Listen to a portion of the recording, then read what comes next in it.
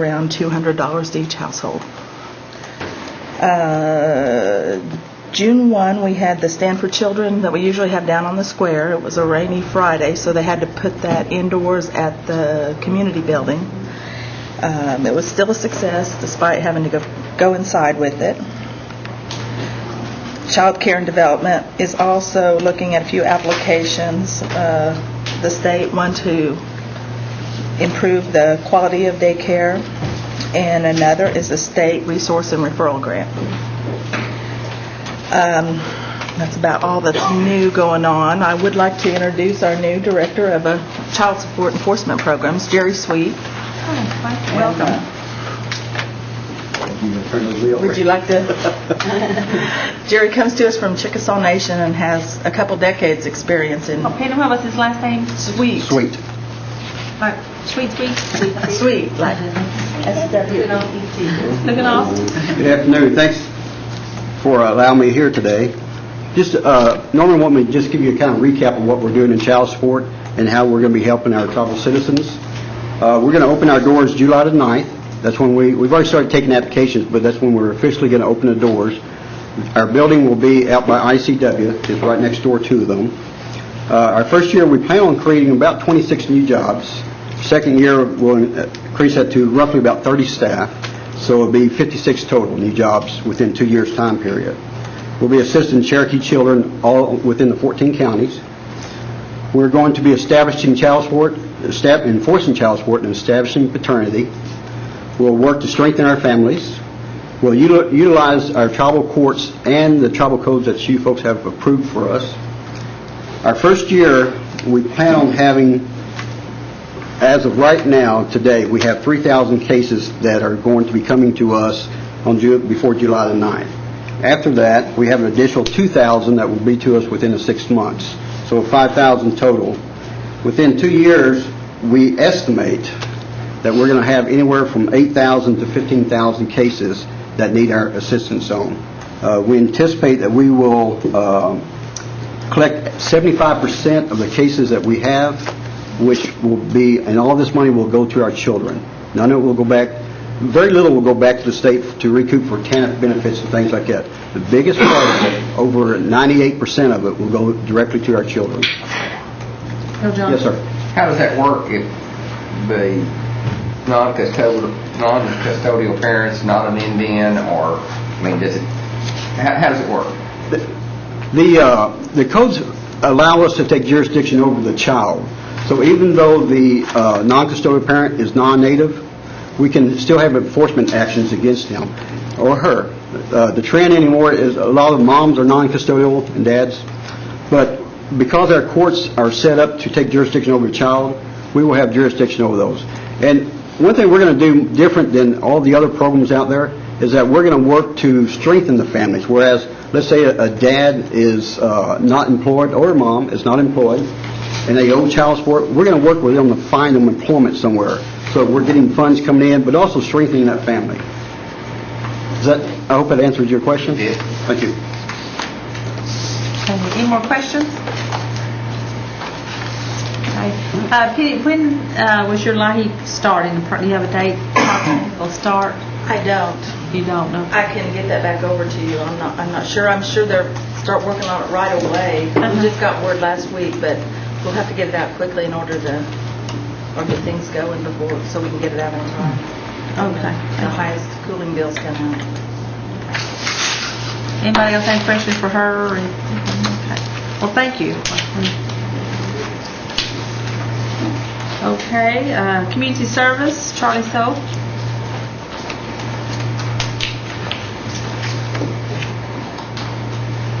It's for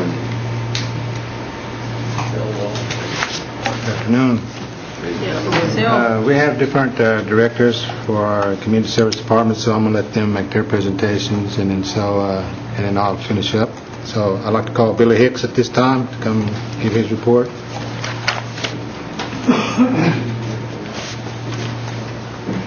Good afternoon, Council. Thanks for the opportunity to be here today.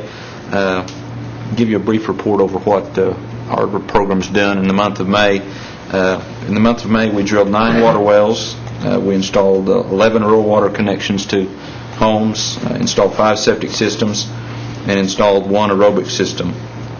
To date, utilizing the tribal funds that were given to us by the council for FY07, we've been able to serve approximately 124 Cherokee families, and as of today, I believe we just spent the last of that money. So 124 families, 500,000, right around $4,000 a family. We've got several water line projects that are currently underway. We've got 2 community water line projects. One is at Ballou in Mays County. It's approximately 80% complete. We're going to try to get that one wrapped up by the end of the month. The other one is here in Cherokee County at Tailholt. It's approximately 40% complete. We've got 1 water line project that the Water District is actually doing the construction on. It's here in Cherokee County, and it's out in the Eldon community. We've got several water line projects that are probably going to start before the end of the fiscal year. 1 water line project is here in Cherokee County. It's a community project at Dry Creek. We've got a project that a contractor is going to be constructing for us. That's in Cherokee County in the Gideon community. It's at Killebrew Williams. Yes, sir? Yeah, we gave you $500,000 for water and sanitation, Yes. and you spent all of it in 9 months. Yes, approximately 9 months.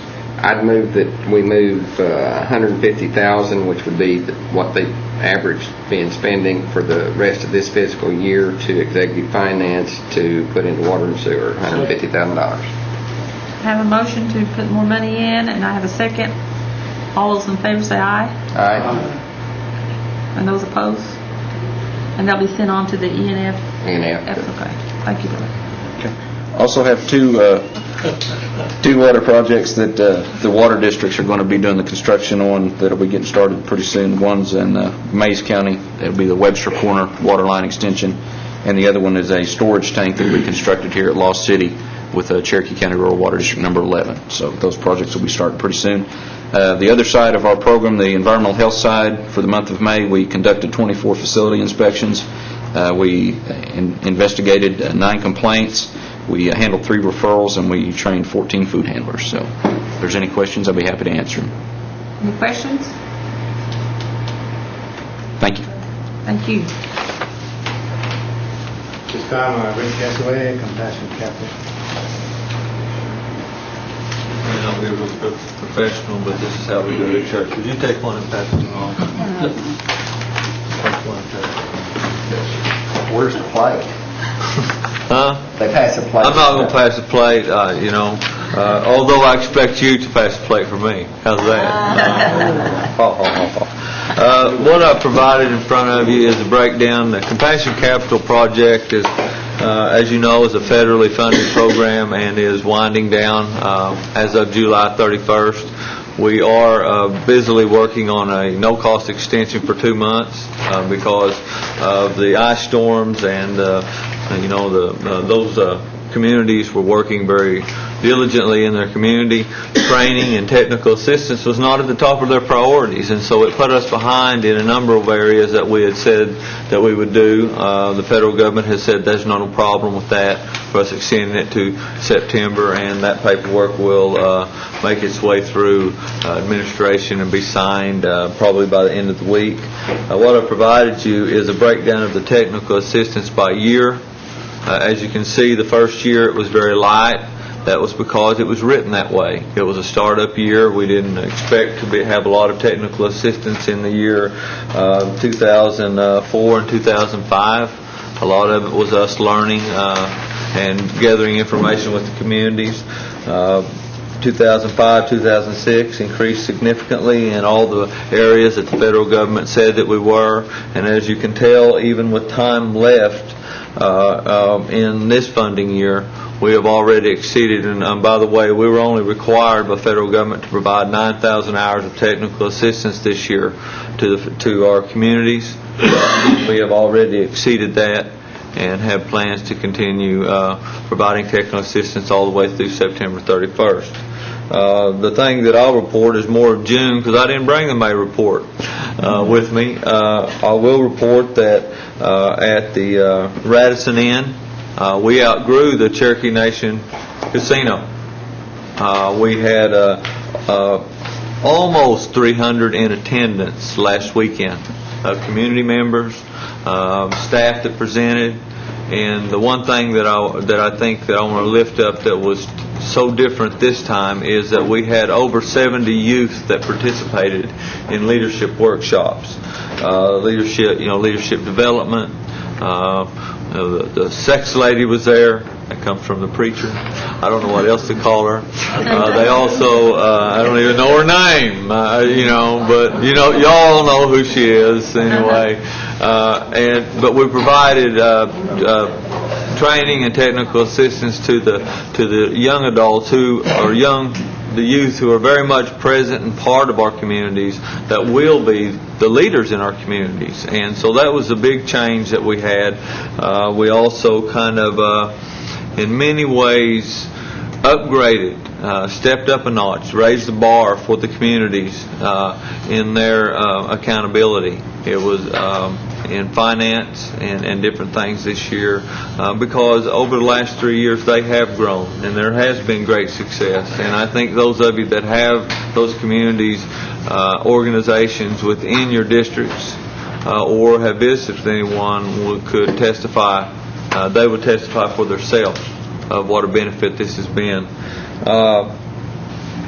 Even on the side of technology, I want to report this because this is amazing to me. Last month alone, the Compassion Capital website had 6,500 hits. The first year, it did not get 150 hits. Word's getting out. Well, word's getting out. And that's a good thing. We did apply we have applied, as you know, and you approved. You didn't even let me get up and talk about it. You approved it so fast last time I was here for the continuation for 3 years. You will also see in the budget the continuation, a 3 to 5 year plan for continued capacity building. That is not as that will be very structured, very much the same, but gives us a little more flexibility than federal dollars do. Anybody know federal dollars are sometimes hamstring us in what where Cherokee communities need? It's my hope that we get both, and that we are able to work that much more in the communities. Do you have any questions? Because I'm starting to hit my stride as a preacher, and so David. Rick, over these community organization buildings, who actually goes out and checks those? The buildings are actually under Don Greenfeather's supervision. As far as the inspection and understanding, my program doesn't have any responsibility to that, other than those organizations use those for meeting places. Is anyone here today that will represent his? Charlie, I'm going to say that's Charlie. The ownership is Clark owns the buildings, and then they turn right back around and give control to the communities. The community organizations actually has control, and but we do work with them in terms of programs or whatever. And but they do have a 501c. Most of them do have 501c status, but they do have their own committee. President, vice president, officers elected to have that. What I want to refer to is the Marble City Community Organization building. It's when it was built, I don't know who put the air conditioning in it or if it was contracted to be put in there, but it's in terrible shape. I mean, it's kind of ridiculous the way it was put in.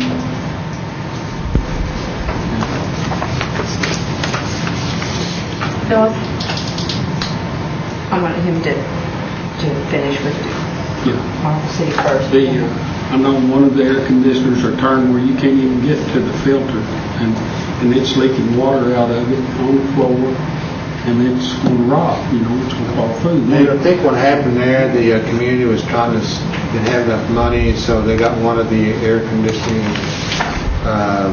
contractors to come in, individuals come in and help them install that, so I think that's what, but we can take that checked out. Need to really check that out because Okay. a lot of the ductwork just laying on the floor and blowing air out. Some of their ductwork isn't even hooked up, so. Yeah. Overall, the building is a good building, but it's just this minor, I hope it's a minor thing that we need to look into. It's but a we'll look nice into it. building. There isn't anything wrong with the building, but, this is good for us, really. Yeah, the organization that was there sort of took aside, and there's a new organization Right. that has come in. Right. So we'll talk to them and check that out. If there's any way we could help them, Okay, we'll probably. The president of the new organization, his name is Rodney Ferris, and he's very excited about what's going on and wants to see programs brought in, and I've been working as closely as possible with him to help, strengthen the organizational side. Phyllis, did you? I think this might be a question for Charlie too. I wanted to bring up before he sat down. But the Belmont Community Building, and I know it wasn't one of the ones that was built. One, I guess, that they leased or something from the Cherokee Nation, and the roof leaks so bad. It's just, it looks like a fire hazard because the shingles are just hanging off. It's rotted around the roof, and I believe that the Housing Authority at one time had visited to estimate cost, and we were going to try to somehow get a roof put on, but that fell through. But I would like for us to somehow assist them. And they have a senior citizens meal, what do you call it? Nutrition program. Lost for words. There, and it is so hot inside the building because the air conditioners don't work. And I know a few years ago we donated the air conditioning to them from the old motel in Sallisaw, but evidently they're not working anymore either. But it is so hot and you can't even stand it. So what is there anything that we can do? And I'm sure there is something that we can do. But if you guys can. Right off the bat, the Community Works Project comes to mind, but then when the funding cycle comes around, it may be a couple of months or whatever. So, I think but they they've need applied something right a couple now, of so. times, but, they haven't been able to get the funding, so Yeah, we're looking into that, so. appreciate it. Thank you, Rick. Anybody else have any questions? Okay, we'll move on down to Housing Authority. David Sutherland. Is that all you had, Charlie?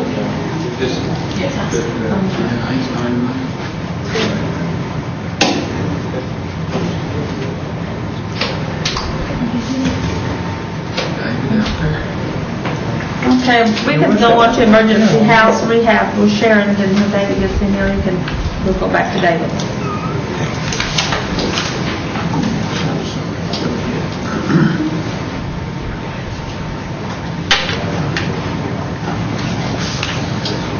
I wanted to let you all know that we had committed all of our 2005 funds for the Indian Housing Plan. We're now processing and calculating points for 800 applicants on the 2006 and 2007 Indian Housing Plan. So we'll start on those as soon as we get all those calculated. We're finishing up the disaster program, 546 clients. The emergency repairs, we've completed 315, and we're in the process of 206 more. HIP has completed 6 and 14 in process. Housing accessibility has completed 28, and we have 89 in process. And we received 10 trucks and 2 vans from the Housing Authority that we appreciate very much. I'd just like to say that they have given us those, and it's been very helpful to us. That's all I have. Have any questions? Any questions for Sharon? I guess not. Okay. Did a good job. All right. David, go ahead.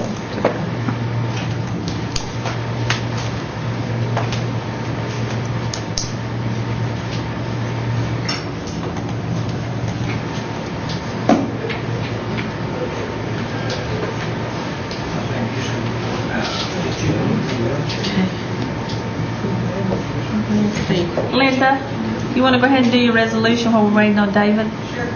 Thank you. We'll move on to new business and we'll come back to David.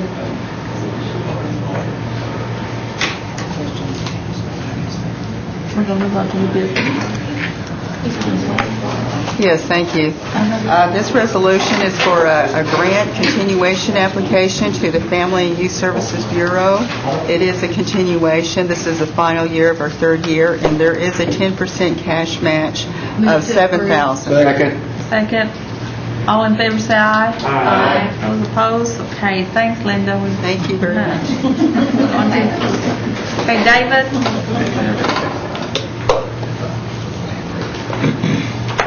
Pardon me, I got called away. Like I said last night, I was going to throw out an issue that get some thoughts from you all on. We got the mortgage assistance program. We do have a requirement that you be a first-time home buyer. And the definition of that is you can't have had an interest in a home in the last 3 years. But what we're finding is folks that are already living in a home, and in some cases paying a mortgage payment or a payment on a mobile home or what have you, which automatically, well, you've got interest in a home. But these homes are substandard. So, I think that we should be helping them, if at all possible, if they're living in substandard. There is a question, though, of, well, what if it needs this and this and this, their current home, and say it's $8,000, would bring it up to standard. Should we go ahead and do $15,000 worth of mortgage assistance, or send them to Sharon and let her do some rehab, which they may not ever be eligible for rehab. Could be that they're over income or something for something in your program. So that's kind of the issue at hand. But my personal feeling is we should be trying to help them if they're living in substandard housing under any condition. But what do y'all think? Agree with me? I agree with you. Can you present us a plan on how to do this? Yeah, because I need to present it to the board, and put it in the policy. Right now, our only exception is if somebody loses a home through divorce. If they have a divorce, they have to get rid of their home. Now it's two people, and if that's the case, we make that exception. But the substandard, we haven't really addressed it fully, and we need to, because we've had several come up where they're living in a substandard deal. Okay. But I don't think the answer is say go see Sharon. I don't think that's the answer. No. And personally, I would agree that a substandard home, because many times we put $8,000 in a substandard home and it's still just attached. Yeah. And I've always believed and still do that we ought to be finding out how we can help people, not deny them. And now I don't go so far as to say that all mobile homes are substandard. Right. But No, we would do an inspection. Our inspector would have to. Yeah. We got a whole series of stuff they go through, and before it would be determined substandard. Charlie, did you have something? Yes, I'd like to sort of comment to that, David. Having I set up a meeting with David and Sharon about housing issues, and so I don't know to what degree we're talking about the substandard homes, whether new homes can come in to this, but the building practice is sort of right at almost ready to kick off. We're working on policies and procedures right now, and we've been probably about 90-95% complete on those.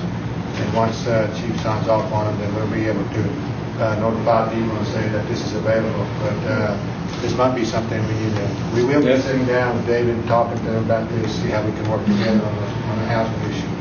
So how much of this we can eliminate, I don't know, but at least it's going to move forward and try to get some new homes for a lot of families that we need. Good deal.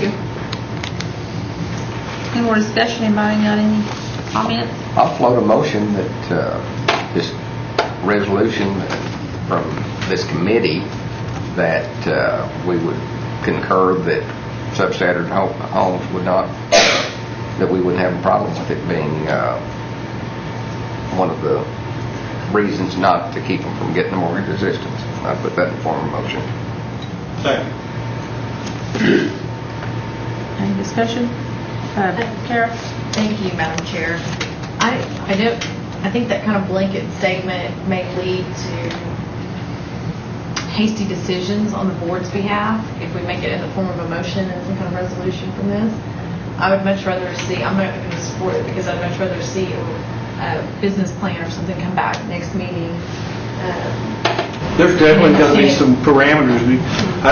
What I don't want to get into is where Joe Bowl has got a mortgage down here on his house that's, needs a little work to come and get mortgage assistance, get a new thing, and then he's still got this one over here that he can rent out or whatever. That's not really the intent of the program. So there definitely has to be some parameters. And that's exactly what we bring. Yeah, and it's not, our resolution would go no further than this, other than David could say that the council supported them coming up with a policy that would allow for substandard folks not to be knocked out of the program. It's not something to go to full council, it's just a recommendation from this committee. We'll have something together, and I'm not going to present anything to the board this month other than to have a discussion and go from there to develop something so I can present something next month. Committee meeting. Sounds like you have good dialogue to share from them. Yes. David? David, the only thing that I have that maybe might be against this is that these houses or trailer houses or whatever we're purchasing, that the present owner bring those houses up to standard. And so we won't have to go in and put funding into that house, And if, that's the only thing I see that might be a hitch here. We do inspect them before those mortgage assistants are approved, and if it's, like a roof that's got 15 years on it, we're going to tell them, hey, change the roof before we put in our money. That's what I was heat and air stuff. getting at, because those people that's doing that selling needs to bring those things up to par. Exactly. And we don't need, to me, we don't need to just purchase a house or a trailer and then put $10,000 in it.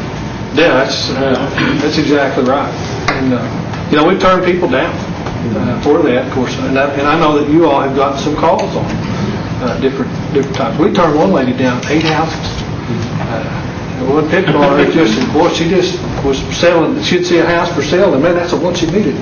And we point out the problems with it. But we're doing the inspection for our benefit. We not, and the participant gets a benefit out of that. But we don't warrant the house once that we sign off on it by any means. But we try to hold the seller responsible for taking care of any problems that we find. Any more discussion? Got a motion on the floor. All in favor say aye. Aye. Those opposed? Aye.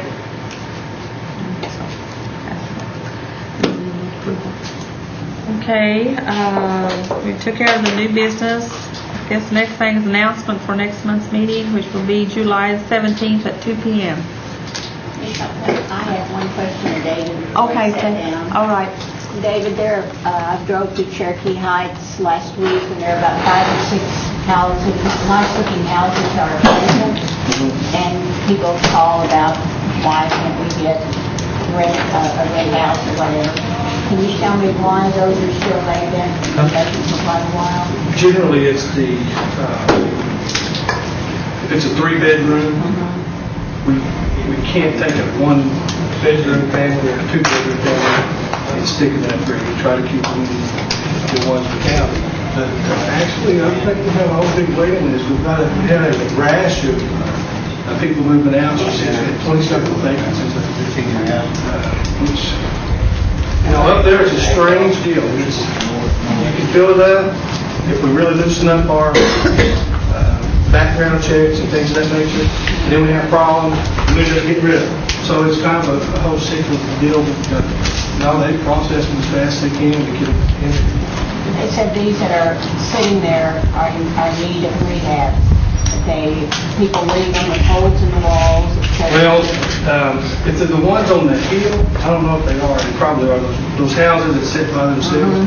We're actually looking at whether or not we need to dispose of those. Those were the first houses that we got, back when houses were started in '66, and they were old Army houses that were moved in from somewhere.